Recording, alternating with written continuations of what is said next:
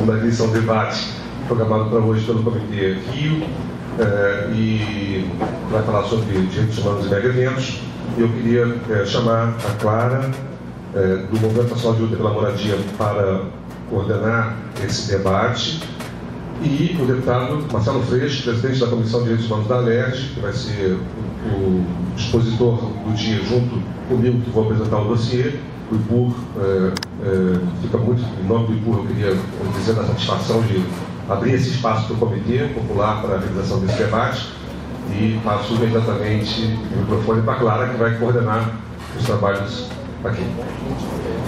Bom dia a todos e a todas. É com muita satisfação que eu vejo esse auditório lotado. Fico feliz pelo interesse de vocês saber de uma questão muito grave que está acontecendo na nossa cidade e, infelizmente, em todas as cidades sedes da Copa.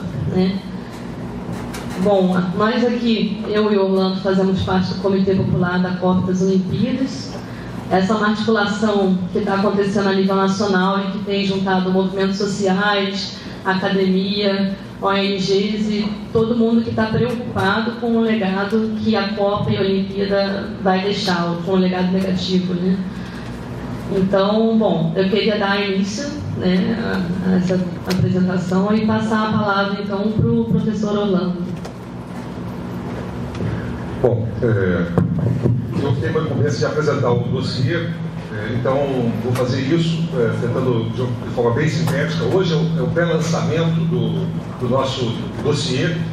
Todo mundo vai receber na quinta-feira um exemplar do Clube de Engenharia, onde será oficialmente lançado o dossiê, mas o deputado estadual Marcelo Freixo tem o privilégio de receber um exemplar hoje. Mais um privilégio. Bom, então eu vou. O meu objetivo aqui é apresentar o dossiê e alguns dos principais resultados desse trabalho desenvolvido, pelo comitê, e poder, com esse trabalho, trazer elementos para a nossa reflexão em torno da questão dos mega-eventos e dos direitos humanos. Esse dossiê segue a iniciativa da Articulação Nacional dos Comitês Populares, que no final do ano passado lançou o dossiê nacional de violação dos direitos humanos e mega-eventos, e o Comitê Rio de Janeiro decidiu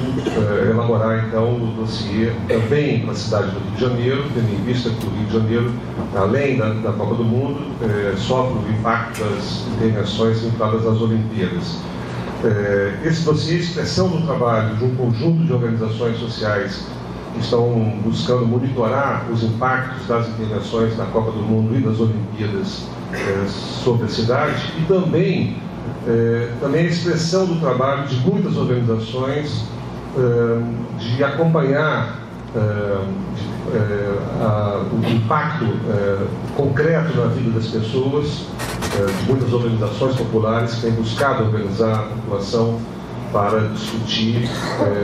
as intervenções vinculadas à Copa, ou para resistir aos processos de violação que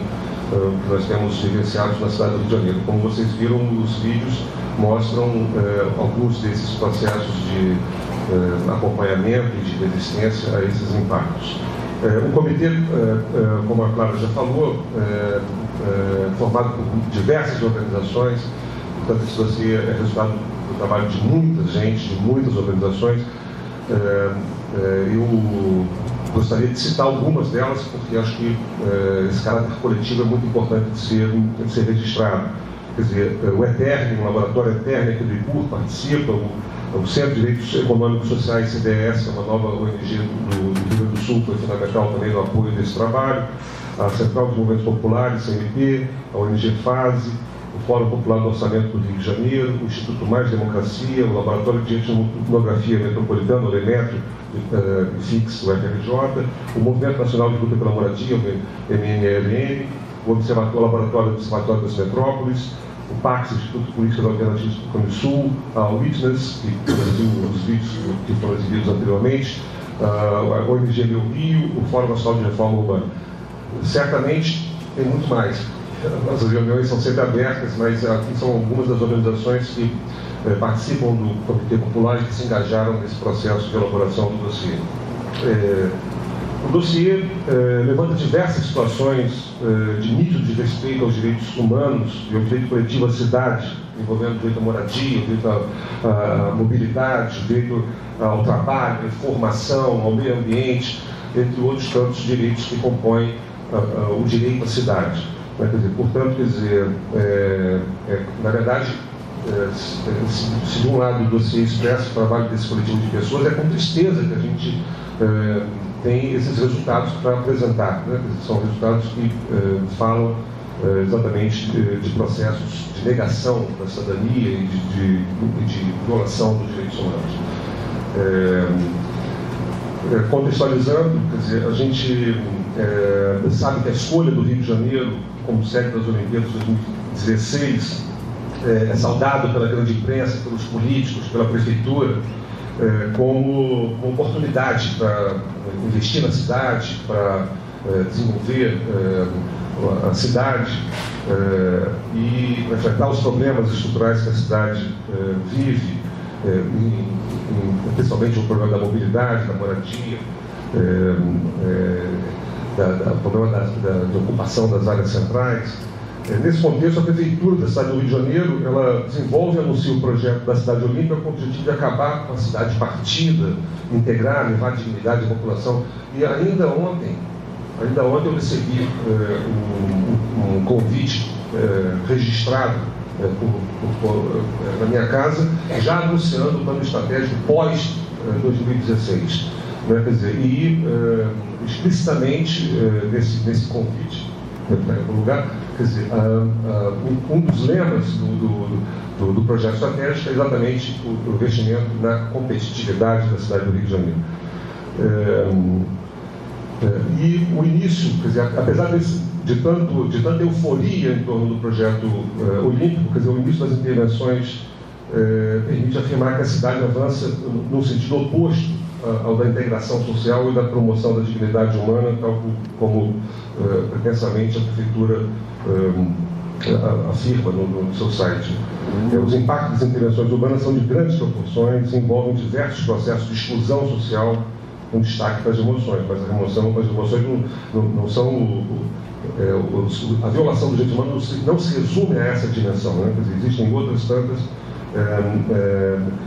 violações relacionadas, de um lado, a um processo que a gente pode perceber de elitização e de mercantilização da cidade, e de outro, um novo padrão de relação entre o Estado, os agentes econômicos, sociais, marcado pela negação das esferas públicas democráticas de tomada de decisões e por intervenções autoritárias na perspectiva daquilo que tem sido chamado de cidade de exceção. Decretos, medidas provisórias, leis votadas ao largo do ordenamento jurídico e longe do olhar dos cidadãos, assim como um emaranhado de portarias e resoluções, constroem uma institucionalidade de exceção. E o objetivo do comitê nesse contexto é exatamente chamar a atenção das autoridades, da população, para um legado oculto do projeto olímpico do Rio de Janeiro, uma cidade mais desigual, com exclusão de milhares de famílias, a destruição de comunidades inteiras e a apropriação da maior parte dos benefícios por poucos agentes econômicos e sociais. Eu vou aqui ressaltar de forma muito direta, né, quer dizer, alguns dos dados do dossiê, pegando os temas que o dossiê aborda. Quer dizer, eu começo pela moradia. A maioria das emoções que estão em curso, que estão acontecendo, estão situadas em áreas de extrema valorização imobiliária ou em áreas que estão sendo revalorizadas, né, como Barra da Tijuca, Recreio, Jacarepaguá, Vargem Grande e a área central. Como a gente vai ver daqui a pouco, vou voltar a falar nisso, os investimentos em mobilidade privilegiam essas mesmas áreas, tanto, quer dizer, multiplicando as oportunidades de investimento e retorno financeiro na produção habitacional para a classe média e alta na produção de imóveis comerciais, e, ao mesmo tempo, a produção de moradia popular através do programa Minha Casa Minha Vida tem ocorrido nas áreas periféricas, completando a política de reorganização do lugar dos pobres na cidade. A grande maioria dos conjuntos habitacionais produzidos pelo programa Minha Casa Minha Vida, que é destinado às famílias com rendimentos até salários mínimos, não está localizadas nas áreas beneficiadas com investimentos para a Copa e para as Olimpíadas, mas nas áreas periféricas da cidade. Também cabe denunciar a política de transferência de terras públicas da União do Estado e do município para o setor privado, através das operações urbanas consorciadas e das parcerias público-privadas, as PPPs, né, e aqui destaca-se o projeto de revalorização da área portuária, o projeto Porto Maravilha. Bom, enfim, o que o dossiê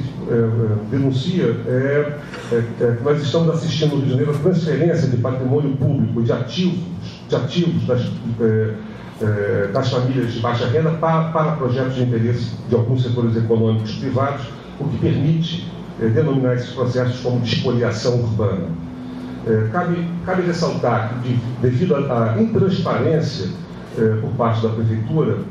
nós não temos acesso ao número total de famílias e comunidades que estão em risco de remoção. Mas nós vamos apresentar aqui um dado para vocês, obviamente, quer dizer, que é baseado naquilo que a gente pode constatar e aferir em termos de números. Mas os números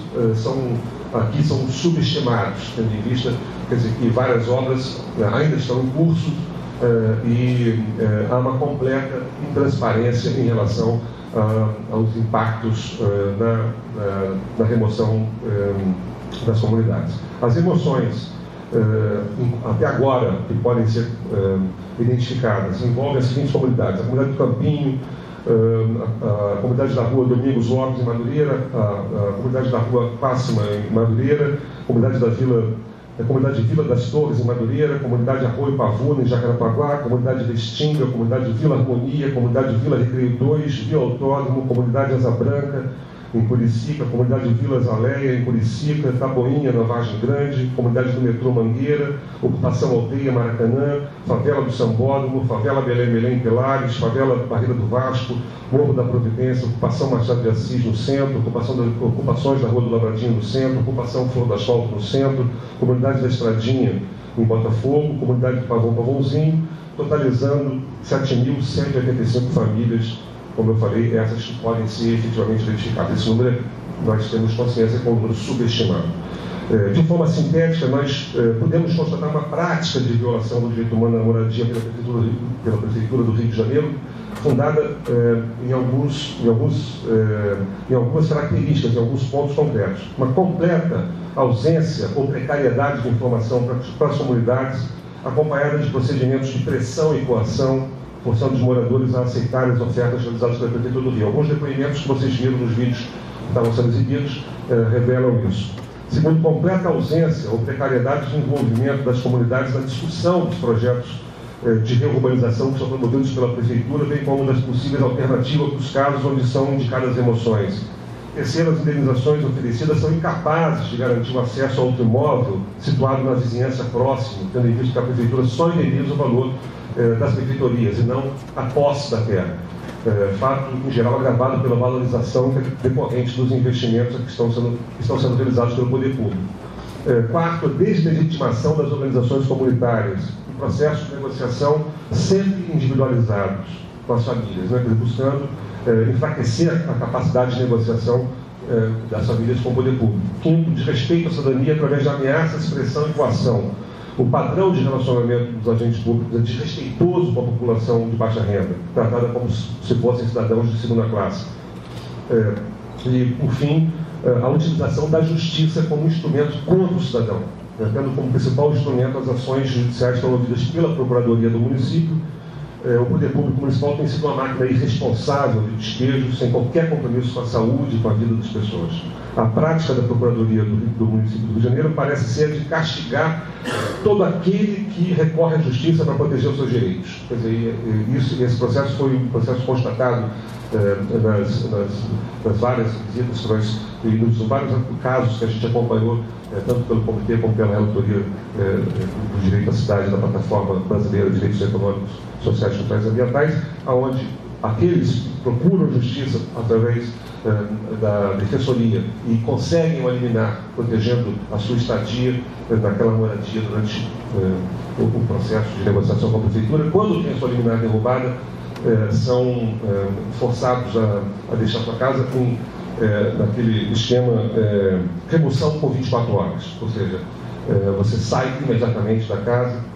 e todos os seus direitos prerrogativas são absolutamente violados. O segundo tópico levantado pelo dossiê diz respeito ao tema da mobilidade. E esse é o principal elemento de investimento por parte da Copa do Mundo e das Olimpíadas. Quer dizer, a Prefeitura anuncia a revolução dos transportes, incluindo a construção, a implantação dos DRTs, o alongamento da linha 1 do metrô e a implantação dos sistemas PRS. E a gente percebe que, enquanto o serviço de transporte coletivo que é oferecido à população se configura como caro, precário e ineficiente para a demanda existente, o cenário que se desenha para o futuro é o de investimentos em transporte do Rio de Janeiro, que, ao invés de atender a demanda existente, tornam possível a ocupação de áreas vazias ou pouco densas, visando e promovendo a valorização imobiliária e a expansão irracional da malha urbana. Os investimentos em transportes para a Copa e para as Olimpíadas são majoritariamente concentrados territorialmente. A gente pode constatar que, em primeiro lugar, há uma forte concentração no município do Rio de Janeiro, né, e aqui é preciso registrar que a região metropolitana tem 20 municípios. Em segundo lugar, há uma desigualdade na distribuição desses investimentos no interior do município do Rio de Janeiro, com uma concentração maciça na Zona Sul e na Barra da Tijuca. Por fim, é preciso destacar que, no contexto das intervenções no sistema de mobilidade para a Copa e para as Olimpíadas, não há um plano integrado que considere o Rio de Janeiro como uma cidade metropolitana, sendo que o último plano diretor de transporte urbano da região metropolitana é de 2003. No que diz respeito ao trabalho, o dossiê denuncia, né, quer dizer, a relação, entre outras coisas, porque aqui, obviamente, eu não vou dar conta de todos os elementos que fazem parte do dossiê, mas aqui o que vale destacar é a denúncia que o dossiê faz da forma como a Prefeitura tem se relacionado com os camelôs e trabalhadores informais. Quer dizer, no que diz respeito a esse tema, a política de preparação da cidade para a Copa do Mundo e para as Olimpíadas é de militarização. Foram construídas 2 OPs, unidades de ordem pública, quartéis da Guarda Municipal na Central do Maracanã, e a Prefeitura aprovou na Câmara uma legislação que proíbe qualquer camelô de trabalhar em um raio de 2 km dos estádios e outras localizações de competições que envolvem hospedagem dos atletas e eventos relacionados. Também o comitê denuncia a ação da CEOP, da Secretaria de Assistência Social, no que diz respeito a um outro serviço que tem sido prestado às entidades internacionais responsáveis pelos Jogos, que diz respeito à limpeza dos moradores de ruas da cidade, a remoção das pessoas em situação de rua para abrigos distantes sem infraestrutura, como de paciência, tem sido a maneira encontrada para resolver de vez esses problemas que tanto incomodam os negócios das cidades e com as cidades. Lá eles podem encontrar o refúgio ou o extermínio, se continuarem com os vícios e sem condições de obter dinheiro como catadores de latinha ou coisa parecida. As instituições que oferecem sopas e outras refeições foram perseguidas e tem ocorrido um sistemático assassinato de moradores de rua, como aconteceu em dezembro de 2011 em Bom Sucesso, quando 3 pessoas que estavam dormindo na rua foram alvejadas na cabeça por armas de fogo. O fato isso foi interpretado como um recado das milícias: ou os moradores de rua vão para os abrigos ou vão morrer. No que diz respeito à temática do esporte, o dossiê também denuncia a concentração de investimentos territorialmente falando, né, na cidade do Rio de Janeiro, na Barra da Tijuca, na área da Barra da Tijuca, né, que é uma área, enfim, que certamente não é a que mais sofre de deficiências em termos de equipamentos culturais e esportivos, né, quer dizer, mas também o dossiê levanta o processo de elitização pelo qual tem sofrido o Maracanã. Né? Quer dizer, essa semana o Conselho Federal do IFAM, né, quer dizer, um dos conselheiros do IFAM, quer dizer, manifestou a sua opinião de que o Maracanã já tinha deixado de ser um patrimônio histórico em razão da autorização que o IFAM Rio deu para a reforma no estádio. Quer dizer, então há um risco do próprio Maracanã deixar de ser um patrimônio histórico do país em razão da autorização dessas obras. Quer dizer, cabe registrar que o Maracanã tem a sua obra financiada majoritariamente por recursos públicos, do BNDES como principal financiador, né, quer dizer, e a gente está assistindo uma mudança que tem graves consequências na forma como a população se relaciona com esse estádio marcado pela sua história como espaço popular, né, de festa, de esporte, de futebol. No que diz respeito à segurança, o dossiê também chama atenção para o fato das UPPs estarem em curso, se concentrarem no que a gente pode chamar no anel olímpico, né? Quer dizer, então, as primeiras 18 UPPs foram instaladas em favelas existentes nas regiões mais nobres da cidade, formando um cinturão associado explicitamente às áreas da competição olímpica, ao sistema de transportes que os entrelaçam e que levam aos centros de maior poder aquisitivo.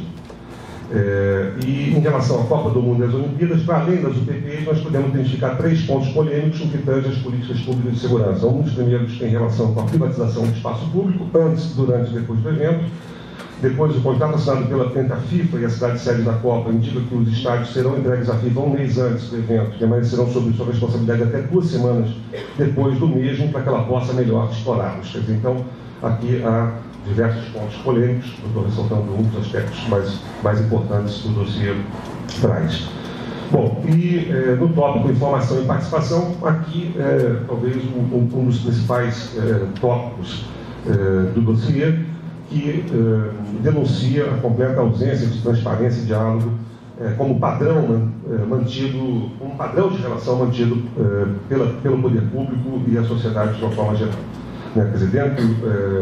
dentro dos exemplos mais graves, como eu já mencionei, estão os avisos e datas de remoção de habitantes populares, quer dizer, mas isso envolve a falta de transparência no que diz respeito aos investimentos, ao que vai ser feito na cidade, ao próprio projeto da cidade. Quer dizer, então esse é um elemento central. E a estrutura de governança que se relaciona com o planejamento e gestão dos Jogos Olímpicos, ela que pode ser dividida entre estruturas deliberativas e consultivas, é bastante reveladora dessa falta de transparência. A participação popular nos processos decisórios é inexistente. E as únicas entidades apresentadas pelo Estado como participativas parecem apenas fazer parte de uma simulação. Quer dizer, então, é realmente vergonhoso a ausência de canais de participação na definição e no acompanhamento e no monitoramento da Copa do Mundo e das Olimpíadas. Bom, existe um outro tópico importante dentro do dossiê que eu não vou me aprofundar, em torno do qual eu não vou me aprofundar, que diz respeito ao orçamento e finanças, né, quer dizer, mas vale destacar que são mais de 17 bilhões que estão sendo investidos no Rio de Janeiro. A maior parte desses recursos é público, né, quer dizer, e o BNDES é o principal financiador, no caso do Rio de Janeiro, e a maior parte desses recursos está sendo investido em mobilidade, né? Quer dizer, então isso vai dar um quadro bem geral. E como já dito anteriormente, o que marca esses investimentos é a falta de transparência em relação ao que vai ser feito, ao que está sendo feito, ao que se pretende fazer. Bom, eu termino essa minha exposição registrando que o dossiê pretende mobilizar os movimentos populares, os sindicatos, as organizações da sociedade civil, os defensores dos direitos humanos, os cidadãos e cidadãs comprometidos com a justiça social e ambiental a se somarem ao Comitê Popular da Copa e Olimpíadas do Rio de Janeiro na luta por um outro projeto olímpico, resultado do debate público e democrático, com a garantia e permanência de todas as comunidades e bairros populares situados nas áreas de integração em curso. Um projeto que respeite o direito ao trabalho, onde os trabalhadores não sejam punidos por comercializarem no espaço público, um projeto em que o meio ambiente seja efetivamente preservado, um projeto no qual não existam privilégios aos grandes grupos econômicos e onde os custos privados sejam pagos com capitais privados e não com recursos públicos. Tendo como base o direito à cidade, ou seja, o direito dos cidadãos e cidadãs participarem das discussões e decisões relacionadas à cidade na qual vivem, esse dossiê convida todos e a todos a lutarem e resistirem contra o projeto olímpico marcado por processos de exclusão e desigualdades sociais e se mobilizar em torno de um projeto de Copa do Mundo de Olimpíadas que garanta o respeito aos direitos humanos e promova efetivamente o direito à cidade. Muito obrigado.